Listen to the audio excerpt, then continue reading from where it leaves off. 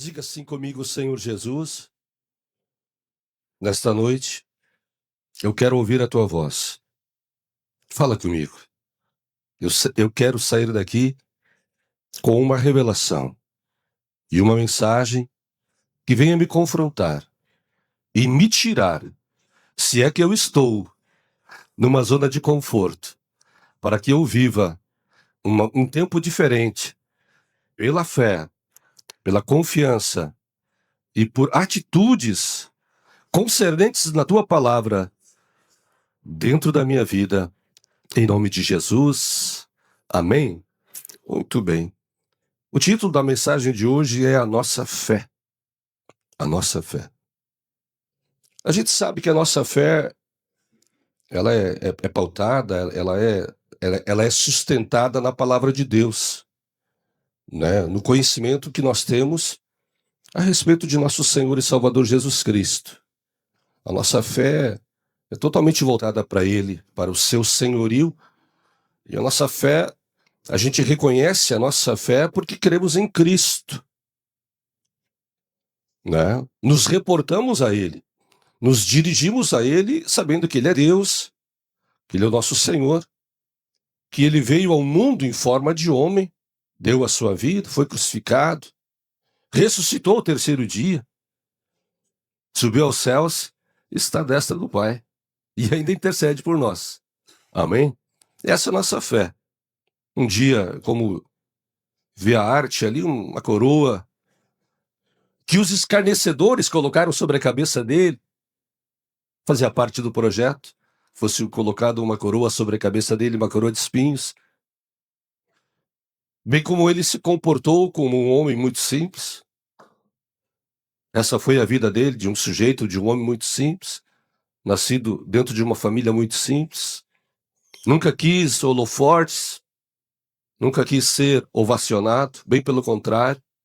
Quando ele atingiu uma certa fama em Israel, o que mais ele fazia era ir cedo aos montes, se esconder e orar, porque ele sabia que ele precisava buscar a Deus para que nenhuma espécie de vaidade, orgulho, soberba pudesse lhe sobrevir.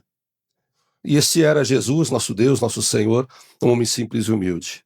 Pensei na coroa de espinhos para trazer uma conotação de rendição à vontade de Deus antes de ser exaltado, antes de ser glorificado, antes de receber o nome que ele recebeu, que é um nome que é sobre todo nome. Ele só pôde receber o nome que é sobre todo nome quando ele cumpriu aquilo que foi lhe proposto, dar a sua vida pela humanidade. Deus lhe propôs um nome, um acordo que Deus fez com ele, ele vindo como homem, morrendo por morte de cruz, e fora lhe proposto esta vida em sujeição a Deus para receber o trono de volta, e assim também muitos homens, muitos filhos, que obviamente creram, estão crendo e ainda crerão nele. Uau! Ele é digno disso. Ele é digno disso. É digno do nosso louvor, da nossa adoração. E também ele é digno de receber todo o nosso atributo, a nossa estima, a nossa devoção, a nossa piedade, o nosso sacrifício, de nos sacrificarmos em vida para depois desta vida recebermos a vida eterna. Jesus mesmo disse que se quiséssemos segui-lo, deveríamos tomar a cruz dele e andar após ele. Ele disse que nós passaríamos por aflições neste mundo. Nunca lhe prometeu que seria curtição. Bem pelo contrário, entrega, renúncias, submissão, obediência e renúncias, até da sua própria vida. E ele advertiu: aquele que amar mais a si mesmo do que a mim, perderá a sua vida. Aquele que amar mais a sua própria vida, a perderá. Mas aquele que renunciar à sua própria vida por amor de mim e por amor ao evangelho, este sim, obterá a sua vida e a vida eterna. Uau, que promessa. Então, a nossa fé, ela está pautada em renúncias, sermos muitas vezes rejeitados, Até como ele diz, poderíamos ser lançados às covas dos leões, apedrejados, presos, perseguidos, como há muitos irmãos que hoje acontecem com eles, você sabe, mundo afora. Igrejas são fechadas, queimadas. Seguidamente nós vemos na internet pastores pedindo orem pela Venezuela, orem pela Guatemala, orem pelo México, as nações aqui da América do Sul, América Central, América do Norte talvez. Pastores e igrejas que pedem, por favor, orem por nós. Povo brasileiro, vocês são um povo feliz e abençoado, orem pela igreja. Amém? Orem pela igreja. Orem pelos nossos irmãos. Isso já foi nos pedido pelos patriarcas, os apóstolos, orem pelos vossos irmãos que são perseguidos. Então hoje eu quero trazer uma mensagem voltada para uma compreensão a respeito da nossa fé, de quão importante isso julgo eu que é para nós. E óbvio que falar sobre uma palavra tão pequena, constituída de 2 letras, penso eu que ela é extremamente profunda na sua complexidade e na sua compreensão. E, obviamente, se é complexa para compreender, penso eu que talvez possa ser complexa para ser vivida. Fé. E é sobre isso que eu gostaria de compartilhar com vocês hoje à noite e que o Espírito Santo me dê sabedoria para trazer algo que vem da parte do Senhor para edificar a nossa fé nesta noite. Há um texto em Hebreus capítulo 11, versículo 6, que diz assim. E desse texto de Hebreus eu quero tirar 2 palavras que são muito importantes para o nosso entendimento a respeito disso que eu quero falar hoje. Hebreus 11:6 diz assim, texto muito conhecido, diz assim a palavra do Senhor: sem fé é impossível agradar a Deus, pois quem dele se aproxima precisa crer que ele existe e que ele recompensa aqueles que o buscam. Esta versão está na NVI, esta versão que eu li agora. Tem uma outra tradução, Almeida Corrigida e Fiel, que diz assim: ora, sem fé é impossível agradar-lhe, porque é necessário que aquele que se aproxima de Deus creia que ele existe e que é galardoador dos que o buscam. Aqui o autor de Hebreus, ele discorre sobre o que seria a fé, como Hebreus 11:1 também diz o que é fé. E como eu li agora no texto, eu gostaria de observar junto com vocês 2 aspectos desse versículo. Julgo eu importante, penso que com fé é necessário se dirigir e se aproximar dele, crendo que ele existe. Primeiro aspecto importante, crer que ele existe. Talvez muitos de vocês vão dizer, pastor, isso eu sei, que bom. Glória a Deus por isso. Veja que esse aspecto ele é muito importante e nós precisamos ter isso em mente. Amém? Estar muito claro para nós, Deus existe, Deus está vivo, Ele é Senhor, e esse aspecto ele é extremamente importante e latente, ele deve ser latente da nossa convicção. Crer que Ele existe, reconhecer a sua natureza, reconhecer a sua existência. Se não me engano, o salmista diz, reconheça ao Senhor em todos os teus caminhos. Reconheça ao Senhor em todos os caminhos da tua vida. Ou reconheça. Saiba da sua existência, da sua pessoa, da sua companhia em todos os caminhos, em todos os teus dias, ou onde andares. Veja que então, com fé, é necessário compreender que Deus existe e reconhecer a sua existência. E um outro aspecto importante no tocante a este assunto é a outra frase, as outras palavras. Ele é galardoador dos que o buscam. Essas frases aqui, ou melhor, estas palavras. Dos que o buscam. Diga, dos que o buscam. Então veja que o autor de Hebreus diz, ora, sem fé é impossível agradar a Deus. Porque aquele que se aproxima dele Ele precisa saber que Deus ele existe. E não só existe, como ele recompensa aos que o buscam. Amém? É óbvio que nós poderíamos abrir um parênteses aqui, né, sobre os que o buscam. Então, entenda, buscar a Deus, vou usar um exemplo chula, eu vou buscar a Deus. Eu vou pegar uma porção, eu vou trazer, vou buscar parte dele para mim. Amém?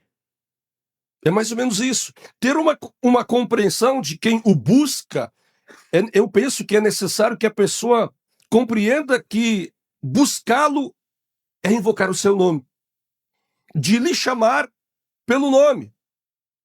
E é um beabá isso que eu estou falando hoje de noite. Bem simples. O evangelho é simples, amém? Amém, irmãos? Muito simples.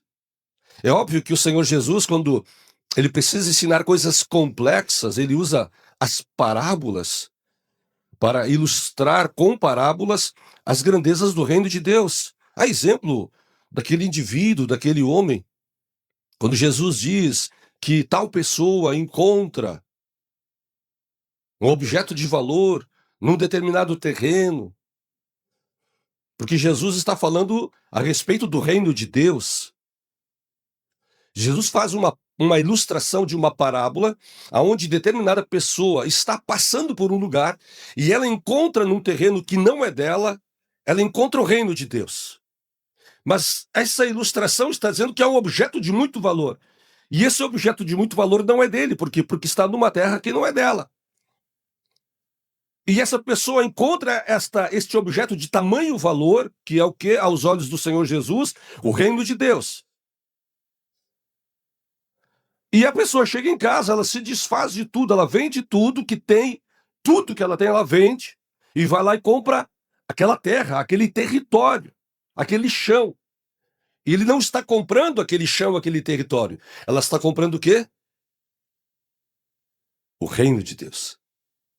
Então, quando alguém encontra-se, ou se encontra com o Senhor Jesus, ou ele encontra a Deus, quando alguém encontra este imenso ou imensurável valor, o que uma pessoa faz? Ela deixa toda a sua vida, tudo que ela tem, de lado, e vai atrás deste reino.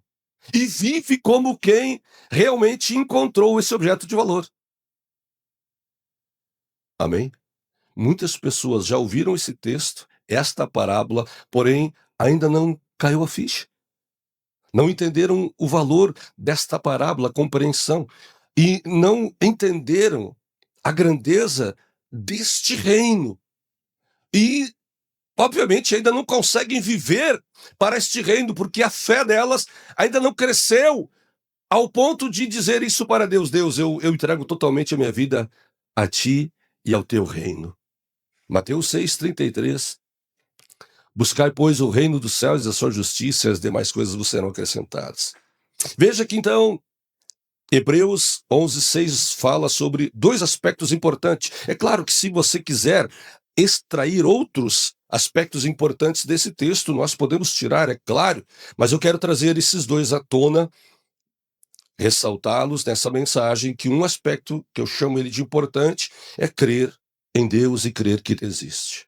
O outro aspecto importante, ele é galardoador dos que o buscam, daqueles que o invocam, se reportam para ele. E eu preciso mencionar de que aquele que o invoca, que busca Deus, é aquele indivíduo, é aquela pessoa que rotinamente, seguidamente, diariamente, cotidianamente, o faz. Ele ora, ele vai, ele adora, ele se posiciona, ele invoca Deus, ele o adora, ele para a sua vida e se consagra àquele momento, porque ele o ama, porque ele é seu Deus, ele é seu Senhor. Então ele busca a Deus, não porque Deus tem algo para lhe dar, para lhe retribuir. É óbvio que o texto diz: Deus recompensa os que o buscam. Mas também há corações que o buscam que ele não pode recompensar. Amém? É óbvio que você também faria isso? Alguém que lhe buscasse, cujos pensamentos ou os desígnios deste que lhe procura, você diria: agora tu tá me procurando? O que tu quer? Qual é a vantagem? É óbvio que nós, como cristãos, vamos ajudar dentro do possível. Você me entende?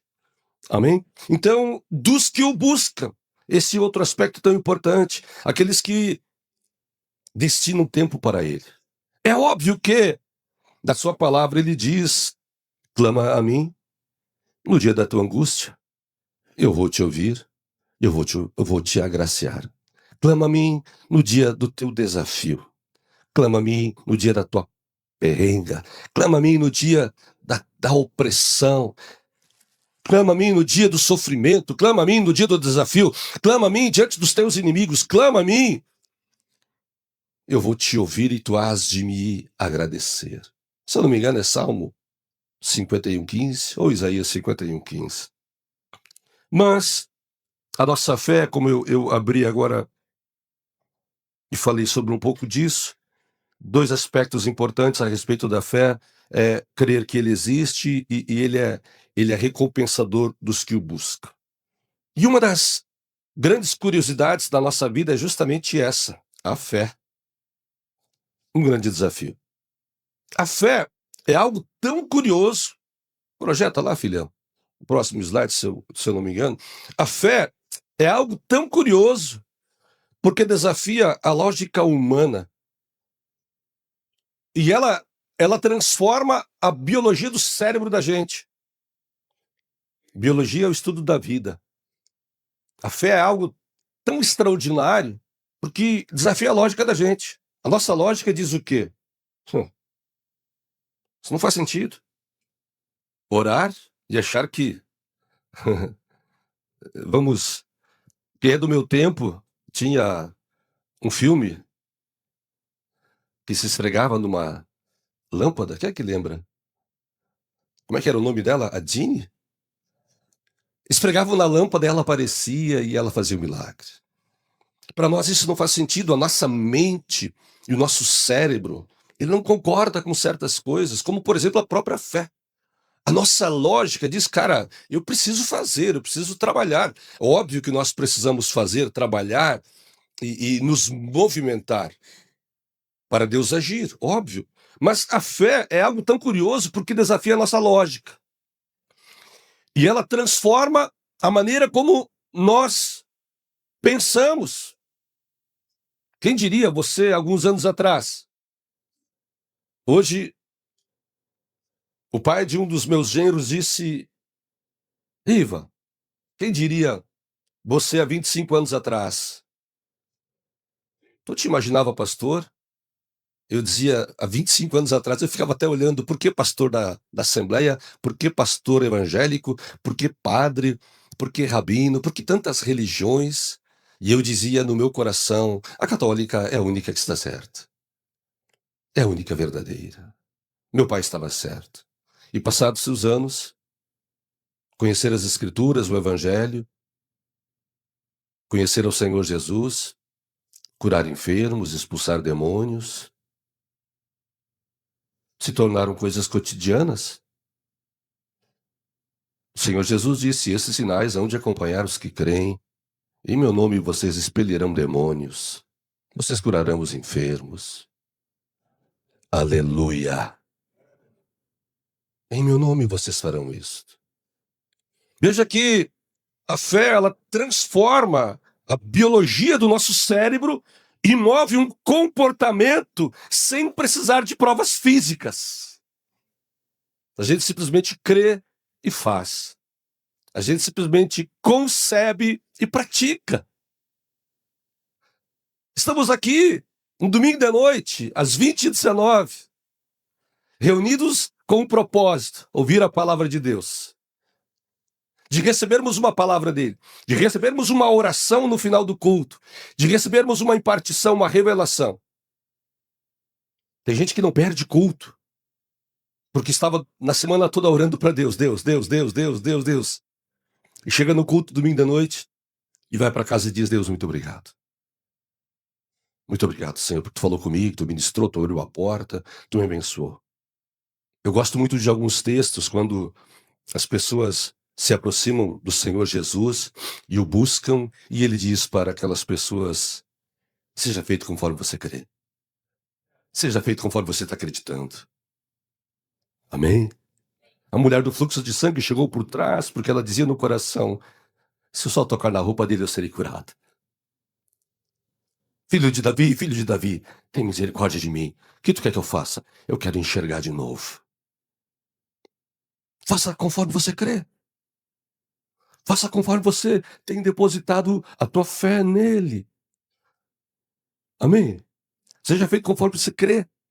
Então veja que a fé, ela move um comportamento das pessoas sem precisar de coisas muito fortes, latentes. E isso move as pessoas. Mas para entendermos a fé, eu diria que nós precisamos de parâmetros, ilustrações, a própria palavra dele. O que seria um parâmetro? Parâmetro é uma forma de entendermos algo, definir uma regra, uma definição, ou definir algo. Parâmetro é uma regra ou uma medida usada para comparar, avaliar ou definir algo. Essa palavra última, as últimas duas, definir algo. Parâmetros nos ajudam a fazermos definições. Quem gosta de história, ali tem histórias. O nosso apóstolo tem história. Amém? Você tem histórias. Você tem histórias, nós temos histórias porque nós andamos sob parâmetros. E os parâmetros nos deram direção. Muitas vezes eu tive que ser encorajado pelo meu pai espiritual a tomar decisões e posturas. Parâmetros. Isso trouxe definições. Então vamos definir algumas coisas com relação à fé, que é algo tão curioso, que é a nossa fé. Vamos definir. Para começar uma definição a respeito de fé, nós precisamos entender que a fé, ela é bíblica. Diga, a fé deve ser unicamente bíblica. A origem da fé, conceito da fé, não é fé no cartão, no pastor, não é expectativa em coisas, futuro, destino. Não, não, não. Fé é bíblica. Então, quando você começa com esse conceito, com esse parâmetro, que a fé precisa ser bíblica, precisa ser oriunda da palavra de Deus. Quando você entende que a origem, a nascente da fé precisa ser oriunda das Escrituras. Amém? Não existe fé fora das Escrituras. Não existe liberação dos céus ou poder de Deus se não vier das Escrituras. Não há manifestação e operação de Deus sem fé bíblica. Amém? Não existe ativação do poder de Deus na vida de alguém sem fé bíblica. A fé deve ser bíblica. A sua origem vem da palavra de Deus. E o mais interessante, o mais curioso, é de que a nossa mente, como ela é lógica, ela diz, eu preciso fazer algo para ser agraciado. Eu preciso ter ações, comportamentos para que eu possa, então, receber algo de Deus. Está errado isso? Sim. Porque a fé é um presente, é um dom. Amém? Não vem de vós, é dom de Deus. Fé, a sua origem é bíblica, é na palavra de Deus. A fé é um dom, é uma dádiva, é um presente. Veja que diz em Efésios capítulo 2, versículo 8. Porque vocês são salvos por meio da fé. A fé vai produzir salvação. E isso não vem de vós, é dom de Deus. Amém, querido? É um presente. A pessoa, ela precisa de fé. Como é um presente de Deus, ela tem acesso, e acesso ilimitado. É um presente. Quando alguém precisar fé, então, como eu estava falando, para nós entendermos, e quando eu disse sobre vamos definir algo, nós precisamos entender que a fé deve ser bíblica, que a origem da nossa fé, ela vem da palavra de Deus, que ela é um presente que vem da parte de Deus. Um outro aspecto importante da fé é que ela nasce e ela se cria em alguém, ela nasce e se cria, e ela brota, ela cresce, ela ascende em alguém à medida que essa pessoa a ouve, que ela medita sobre essas palavras. Um outro aspecto importante que eu quis mencionar agora é que a fé cresce, sim. Ela expande, ela aumenta. À medida que essa pessoa permite, e ela pode crescer, crescer, crescer, crescer. É o que Pedro diz em 3 Pedro, o último livro de Pedro, o último capítulo, o último versículo, Pedro diz: cresçam, pois, na graça e no conhecimento de nosso Senhor e Salvador Jesus Cristo. Cresçam na graça, cresçam nos favores. Quando eu disse vamos definir algo, o primeiro aspecto foi esse. Para começar, a fé deve ser bíblica. Segundo aspecto importante sobre definir algo sobre a fé é que ela nasce e ela se cria em alguém à medida que alguém ouve a respeito da palavra de Deus. Um outro aspecto importante é que a fé, ela inicia, cresce e ela se torna convicção na vida de alguém, é à medida que alguém dá crédito ao autor dela. Amém? Um outro aspecto importante, e eu penso que isso realmente faz toda a diferença na vida de alguém, e isso muda tudo na vida de alguém, que aquilo que está escrito na palavra de Deus, aquilo que está escrito nas Escrituras, ou na sua palavra, ou na palavra de Deus, realmente tem peso e relevância na vida de quem diz que crê nele. Outro aspecto importante. Fé tem essa conotação, que aquele que diz que crê em Deus, então a sua palavra deve ter peso, deve ter relevância na vida de quem diz que crê e confia nele. Esse comportamento de dar crédito a Deus traz justamente esse significado, essa compreensão. Ela tem relevância na minha vida. Ela é de valor para mim. Eu poderia observar 2 aspectos importantes. 2 aspectos bem simples, bem naturais e cotidianos para nós. Uma delas é uma vida quando este tem uma cultura de oração. Orai sem cessar. Amém? Quem crê tem nas Escrituras, e ela tem para este relevância, peso e importância. Amém? Estava falando sobre fé. A pessoa crê e ela vai até Deus, busca o crédito que ela precisa e não paga por isso. E ainda é recompensado. Amém?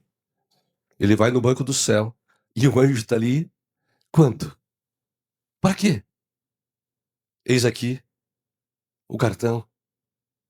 Está liberado. Não é assim a fé? Não seria isso? Não é esse o pensamento de Deus, que ele é recompensador, é galardoador daqueles que o buscam, porque eles sabem que ele existe. Então eles o invocam, eles se reportam a ele, porque ele existe. Porque ele é bom. Não porque,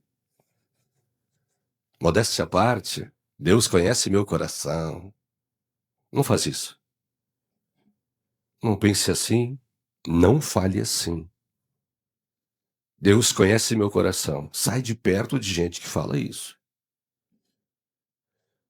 A palavra de Deus diz justamente o contrário. Não existe nada mais enganoso do que o coração do homem. É mal que não tem cura. Quem se conhecerá? Quem o entenderá? Amém? Deus me conhece. E tu te conhece? Ou quem fala isso de si? Amém? Eu gostei muito desse exemplo aqui. Todos nós temos um cartão pronto, ativado, liberado. E temos crédito. Agora, é óbvio que nós precisamos também nos contextualizar, ou pelo menos ter em mente, porque algumas vezes o céu está aberto e algumas vezes o céu está fechado. Amém? Às vezes vamos, acessamos. Poxa, mas o senhor acabou de falar, pastor, que o crédito está liberado. Sim, porque é o presente. Deus não vai mudar isso. Amém? O problema é quem vai buscar o crédito. Como vai buscar o crédito? Qual é a disposição mental deste que vai buscar o crédito? O estilo de vida deste? A maneira como ele pensa sobre Deus e fala de Deus, ou que ele fala a respeito da palavra dele. Veja que a palavra dele diz que o homem que desonra pai e mãe, Mateus 14:4, se eu não me engano. Quem desonra pai e mãe, há um desfecho para ele. Quem desonra pai e mãe, quando ele estiver passando por crises e problemas, e se ele ver uma luz no fim do túnel, a luz vai apagar. Amém? Aquele que encobre, que, deixa assim. Este não tem acesso. Estão comigo? Uma, porque ele não vai com fé, não vai crendo, não vai humilde. Simples. Me lembrei de uma passagem onde um dizia, eu oro 2 vezes por semana, faço jejum, dou os dízimos e as ofertas. E o outro batia no peito e dizia, Deus, eu sou um pecador. Ah, como eu sou mau. Eu preciso da tua misericórdia, Deus. Qual dos dois foi atendido? Vamos analisar textos. Tem textos que Deus reprova comportamentos. E Deus reprova justamente a não observância da palavra dele.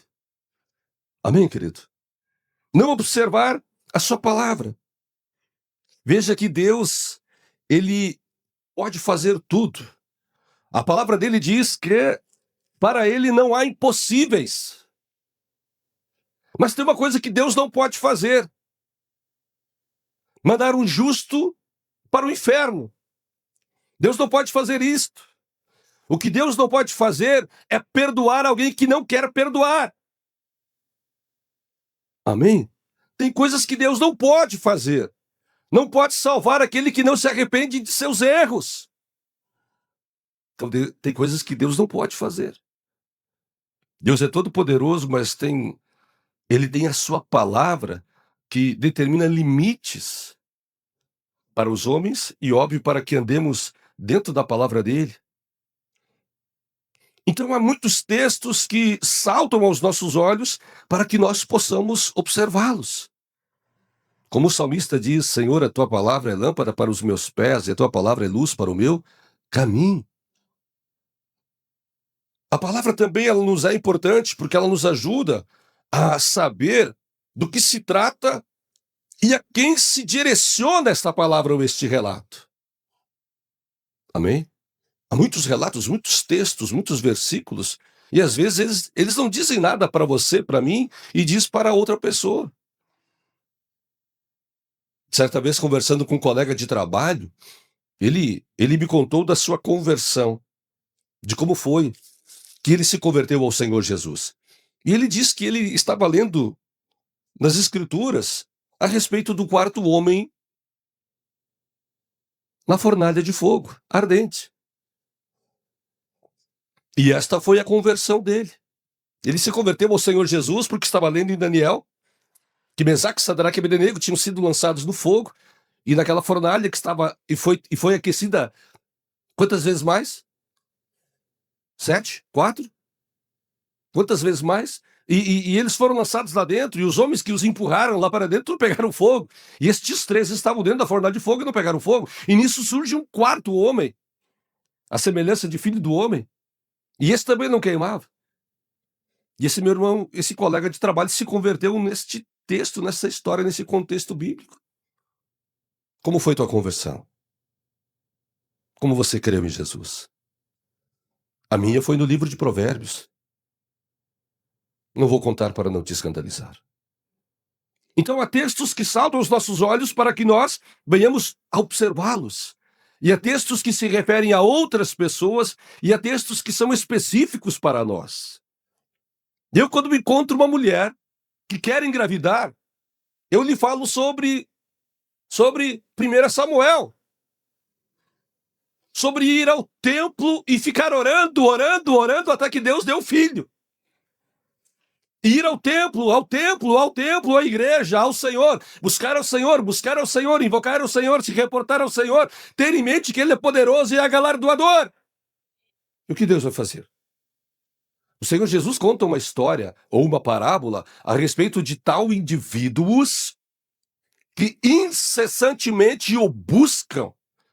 Ele conta a história de um juiz injusto e de uma mulher que lhe perseguia o juiz e dizia ao juiz: aprova a minha causa, responde a minha causa, seja favorável à minha causa. E aquele juiz orgulhoso, arrogante, dizia: eu não temo a Deus, eu não temo os homens, mulher, vai embora.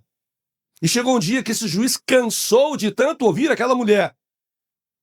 E o Senhor Jesus chama a atenção dos seus discípulos e lhe diz assim, ele lhe diz assim: eu vos conto esta história para que vocês nunca parem de orar. Nunca deixem de pedir. Lembram-se da mulher e do juiz injusto?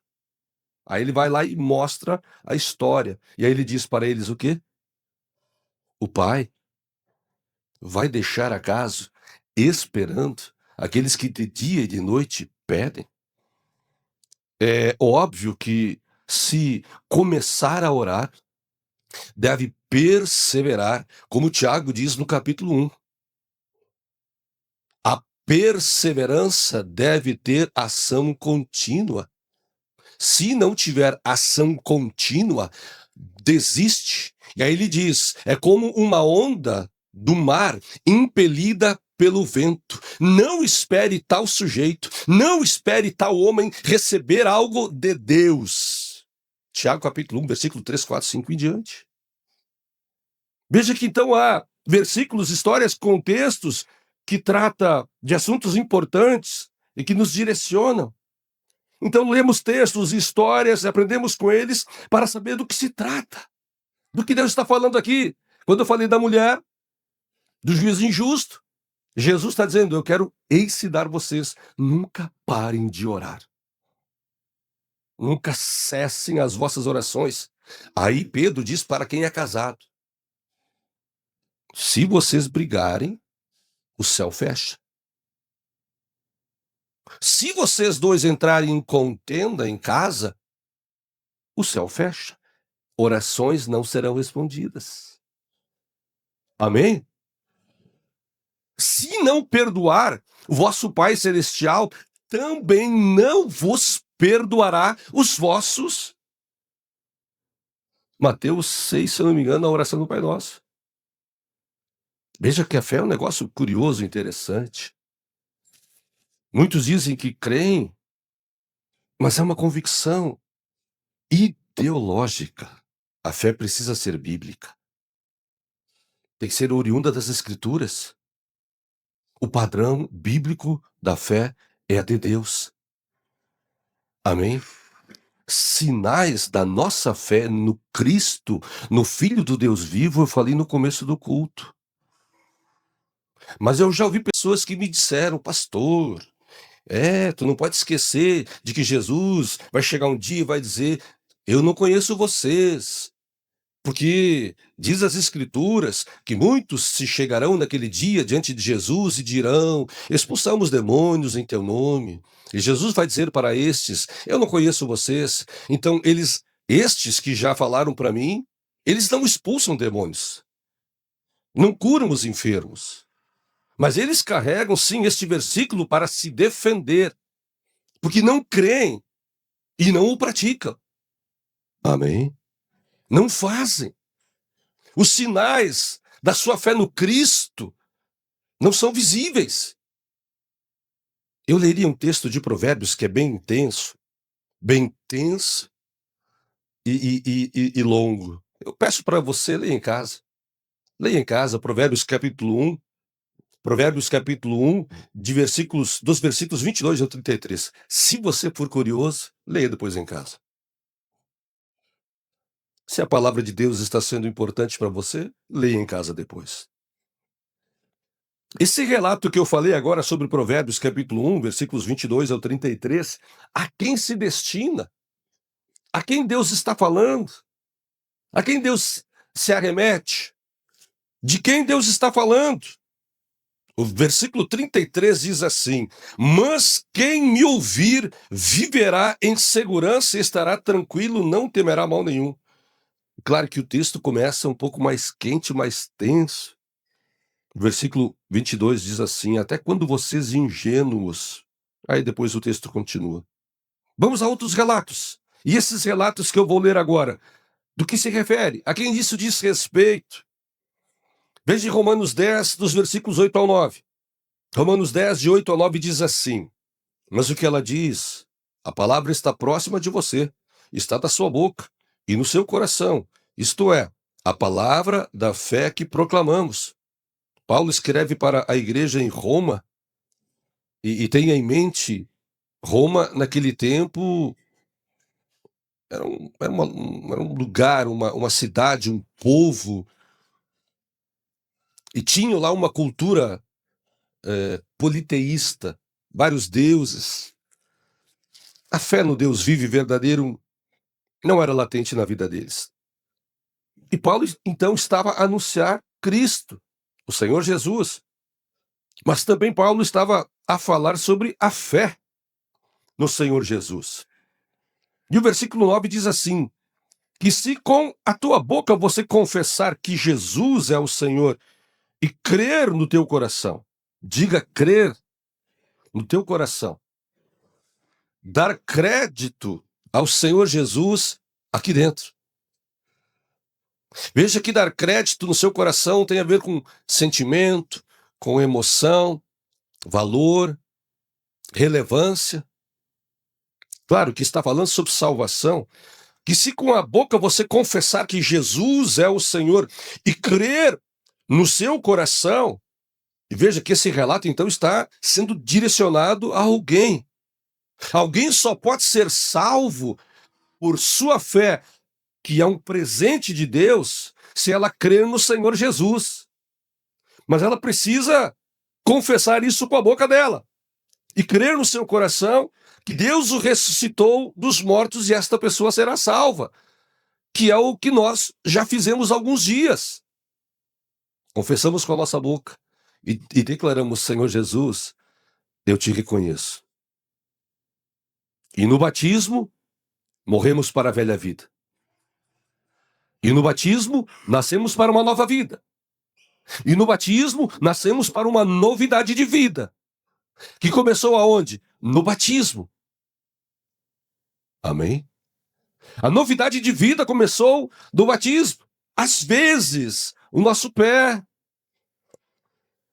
dá uma resvaladinha. Uma escorregadinha. Acontecem algumas coisas inusitadas, inesperadas. Às vezes alguns ficam até aborrecidos com Deus, tristes com Deus, tristes com o pastor, com o líder, com o pai, com esse, com aquele, e falam o que não deveriam. Você conhece alguém assim? Não fala. Mas então fomos chamados depois do batismo para uma vida com Ele. E Ele diz que é para fazer isso e sermos fiéis até o fim. Amém? Veja um outro versículo. Estou falando aqui sobre, e esses relatos aqui de Romanos, fala sobre salvação e de uma vida piedosa andando com Ele, porque cremos. Se alguém desistir no caminho, o que acontece? Ele se desvia. E aí o bicho pega. Pega ou não pega? Pega. Eu conheço algumas pessoas que já abriram o coração delas para mim e disseram: eu me desviei e eu tô comendo pão que o diabo amassou. Eu já perdi um casamento, eu já perdi isso, já perdi aquilo, eu já perdi isso, já perdi filhos, a vergonha, perdi. Aqueles que quebram alianças também perdem. Amém? Há um relato que eu gosto muito que aponta na história da vida de Davi. Davi ele ficou brincando, viajando na maionese, quando ele ficou vigiando Betseba. Pagou um preço muito alto por isso. Eu acho que ele não pensou no futuro em que filhos, netos e bisnetos pagariam um preço muito alto. Tem o rei que disse: olha, tu vai morrer. Deus está acertando as contas contigo. E esse rei disse para Deus: me perdoa, Deus, me perdoa, me perdoa. Deus muda de ideia e dá mais 15 anos de vida para ele. Aí Deus fala com ele e diz: olha, tem uma gente tua aí que vai perecer, vai passar trabalho aí. Vai ser no meu tempo? Não, vai ser para frente aí. Ah, eu não tenho nada a ver com isso. Um rei estabeleceu uma história em Israel de tanto sofrimento. Um governante, um homem, prejudicou uma nação toda. Um homem dentro de uma casa, uma mulher dentro de uma casa estabelece muita coisa. Sim ou não? Outro relato, a quem se refere isso quando diz em João capítulo 11, os versos 40 a 42. João 11, 40 e 42. Não lhe falei que se você crer, você veria a grandeza de Deus? Jesus está falando com Marta a respeito da morte de Lázaro. E Jesus mandou tirar a pedra, olhou para cima e disse: Pai, eu te agradeço porque você me ouve. Eu sei que sempre me ouves, mas eu disse isso por causa do povo que está aqui, para que eles creiam que tu me enviaste, para que eles deem crédito. Um outro texto a quem se destina esse texto, Lucas 18, de 35 a 41. Lucas 18, de 35 a 41, quando fala sobre Jesus chegando em Jericó, um homem cego à beira do caminho pedindo esmolas. Ele ouve a multidão passar, pergunta o que está acontecendo, e disseram: Jesus de Nazaré está passando. Então ele se pôs a gritar: Jesus, filho de Davi, tem misericórdia de mim. Os que iam adiante o repreendiam para que se calasse, mas ele gritava ainda mais: Filho de Davi, tem misericórdia de mim. Jesus parou e ordenou que o homem fosse levado a ele. Quando ele chegou perto, Jesus perguntou: o que você quer que eu te faça? Eu quero ver. A quem se decide esse texto? Agora eu quero fazer um resumo daquilo que eu estou falando hoje da noite. Aquilo que o Espírito Santo colocou no meu coração. Eu tenho esse pensamento sobre o banco do céu. Porque a palavra de Deus diz que todos somos pecadores. E todos estamos destituídos da glória de Deus. A palavra de Deus diz que o que faz separação entre vós, o vosso Deus, é o vosso erro. Mas nós também entendemos que Jesus pagou o preço pelo nosso pecado, amém? Jesus foi crucificado. Ele deu a sua vida em resgate de nós. Eu fico então analisando esses textos, esses contextos. Vou ler mais um texto aqui para nós entendermos como Deus pensa. Olha o que diz aqui, Provérbios 28, de 13 a 14. Aquele que encobre os seus erros nunca vai para frente, não será abençoado. Mas aquele que confessa e deixa, este alcança misericórdia. Bem-aventurado o homem que teme e que continua temendo, mas o que endurece o seu coração vai cair, vai sofrer, vai perecer. Provérbios 28, 13 e 14. Eu preciso fazer uma conclusão daquilo que eu creio que o Espírito Santo quer falar para nós esta noite. Como esse homem, o cego de Jericó, ou tantas outras pessoas alcançaram a bênção, a misericórdia e o favor de Deus. Como essas pessoas foram prósperas, pois quem os prosperou foi o Senhor. Quem fez o milagre foi o Senhor. Quem deu a bênção foi Deus. Quem curou foi o Senhor. Amém? Quem libertou foi o Senhor. Quem mudou a história foi o Senhor. Quem apagou o passado foi o Senhor. Quem deu nova vida foi o Senhor. Quem deu vista, abriu os olhos foi o Senhor. Fez caminhar, o coxo caminhar, o mudo falar, o cego enxergar. Restituiu a mulher. Todas estas obras são obras do Senhor. Mas ele diz que alguns não vão experimentar. E eu fico pensando, poxa, se a fé é um presente, é um dom de Deus para todos, eu fico pensando, poxa, por que então alguns não conseguem acessar? E aí me saltou isso. A dureza do coração. Dureza de coração. Muitos não identificam isto. Dureza de coração. Resistência ao que Deus diz, ao que Deus é. Eu não sei se vocês entendem o processo da passagem do povo de Deus saindo do Egito até chegar na terra prometida, Canaã. Milhares não chegaram. E não chegaram, e está bem claro de que eles não chegaram porque eles endureceram o seu coração para Deus. Amém? Bem claro. O que me veio, e é o que eu gostaria de concluir e terminar nesta noite. Que esse acesso ao banco do céu, banco de Deus, seria mais ou menos assim. A pessoa, ela reconhece a sua natureza. Ela diz, Deus, eu me conheço muito bem. Eu sei quem eu sou. Eu minto, eu engano, eu falo mal dos outros, eu sou invejoso, eu retenho o dízimo, eu não oferto. Quando fico bravo com alguém, eu não me reconcilio. E alguns dizem, eu não vou mudar. Eu não vou mudar. Eles dizem para si. E dizem para os outros, eu não vou mudar. Eu não vou mudar por causa dessa pessoa. Por causa daquele homem. Por causa disso. E por causa daquilo. Ninguém vai me mudar. Quando ele diz, ou ela diz ninguém, ela coloca ninguém dentro, junto. E ninguém é. E quem é o ninguém? Ninguém é ninguém. Inclusive Deus. Ninguém me muda. Esse não consegue alcançar o banco e o favor. E quem é que alcança o banco e o favor? É aquele que diz, eu admito. Eu conheço a minha natureza. Eu admito a minha natureza, eu não consigo fugir da minha natureza. Eu sei que tu me conhece, eu sei que tu me sonda, eu sei que tu sabe quem eu sou. Eu reconheço que eu sou falho. E ainda não só isso. Fala para ele. Eu menti. Eu fiz isso. Eu fiz aquilo. Me perdoa. Me perdoa. Me perdoa. Me perdoa. Me ajuda. Me tira dessa condição. Muda o meu caráter. Muda o meu temperamento. Muda o meu interior. Eu não quero mais ser quem eu sou. E aí ele vai no banco. E o caixa do banco vai estar como? Alegre e sorridente. E diz assim, ei, que bom que você veio. Vai, a tua fé te curou. Eu estava te esperando. Toma a tua bênção. Vai em paz. Amém? Ele diz que dá graça ao humilde, mas ele resiste. Dá graça ao humilde, mas resiste. Não tem como mudar isso. Não se muda a palavra dele. Muitos tentaram dobrar a Deus. Deus me entende, me conhece.